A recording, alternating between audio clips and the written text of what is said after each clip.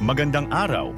Sa video na ito, tatalakayin natin ang buod ng ika-14 na kabanata ng El Filibusterismo ni Dr. Jose Rizal na may pamagat na Sa Bahay ng Mga Mag-aaral. Pag-aaralan din natin ang mga mahahalagang pangyayari, tauhan, tagpuan, talasalitaan, at aral, mensahe o implikasyon na matatagpuan sa kabanatang ito. Simulan na natin.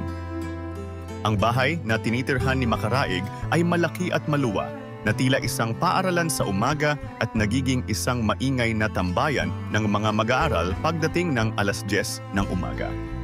Sa bahay na ito, makikita ang iba't ibang gawain ng mga kabataan.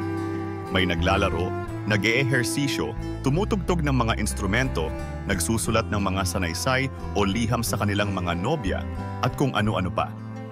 Sa bahay ni Makaraig, na isang mayamang estudyante at kumukuha ng kursong abogasya, nagtipon ang mga kilalang mag-aaral na sina Isagani, Sandoval, Pecson at Pelaez. Layon ng pagtitipon na ito ang talakayin ng plano para sa pagtatag ng Akademya ng Wikang Kastila. Naniniwala sina Isagani at Sandoval na magiging matagumpay ang pagbubukas ng akademya, ngunit si Pecson ay may agam-agam. Nagpalitan sila ng kuro-kuro at nagsagawa ng debate hinggil sa maaaring maging hakbang para sa paaralan. Sa mga mag-aaral, si Sandoval ang sumisimbolo sa mga Kastilang may malasakit at pagpapahalaga sa mga Pilipino. Inilahad ni Makaraig ang mabuting balita na si Padre Irene ang kanilang tagapagtanggol laban sa mga tutol sa kanilang layunin. Idinagdag pa niya na kinakailangan nilang makuha ang suporta ni Don Custodio, isa sa mga mataas na opisyal ng paaralan. Ang dalawang tao na maaring lapitan upang kumbinsihin si Don Custodio ay sina Ginoong Pasta, isang abogado, at ang mananayaw na si Pepay. Sa huli, napagdesisyonan nila na lumapit kay Ginoong Pasta sa pangunguna ni Isagani upang maging marangal ang kanilang paraan sa paghingi ng tulong. Ngunit kung sakaling hindi magtagumpay si Isagani, doon lamang nila gagamitin ang tulong ng mga mananayaw o ang ibang impluensya. Dumako naman tayo sa mga mahahalagang pangyayari sa kabanatang ito.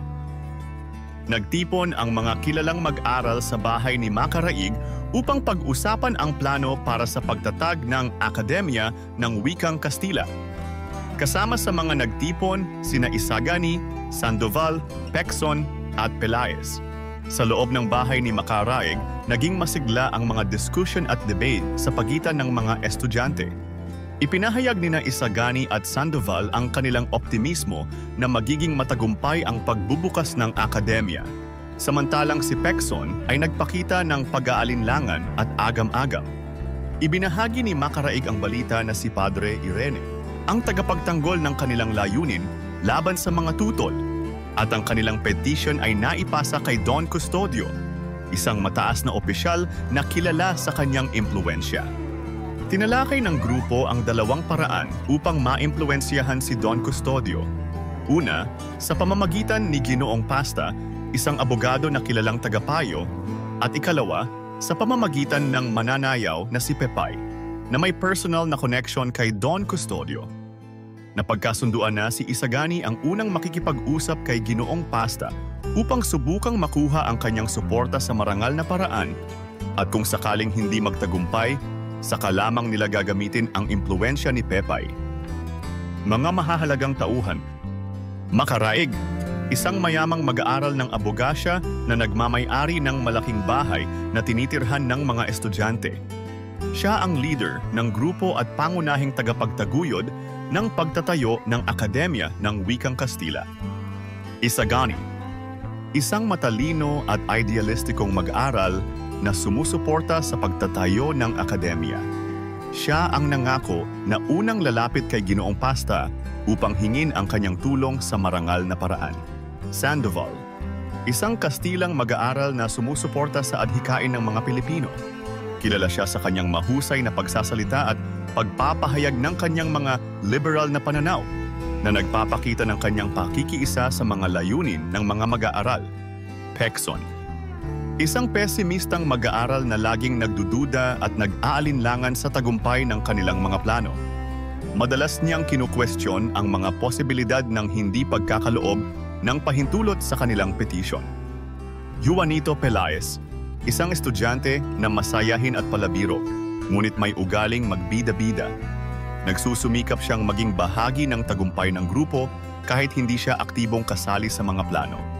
Padre Irene, isang pari na kumikilos bilang tagapagtanggol at taga-suporta ng mga mag-aaral sa kanilang layunin na itaguyod ang Akademya ng Wikang Kastila. Don Custodio, isang mataas na opisyal na may impluwensya sa desisyon tungkol sa petisyon ng mga mag-aaral. Kinakailangan nilang makuha ang kanyang pabor upang maisulong ang kanilang layunin. Ginoong Pasta, isang abogado at tagapayo ni Don Custodio na maaaring lapitan ng mga mag-aral upang makuha ang suporta ng nasabing opisyal. Pepay, isang mananayaw na malapit kay Don Custodio.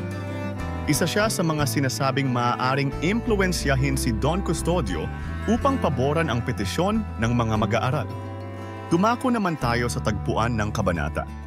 Ang kabanata ay naganap sa maluwag at malaking bahay ni Macaraig. Ngayon naman ay talakayin natin ang mga talasalitaan sa kabanatang ito. Petisyon, isang formal na kahilingan na isinusumite sa mga awtoridad upang humingi ng pahintulot o pagbabago.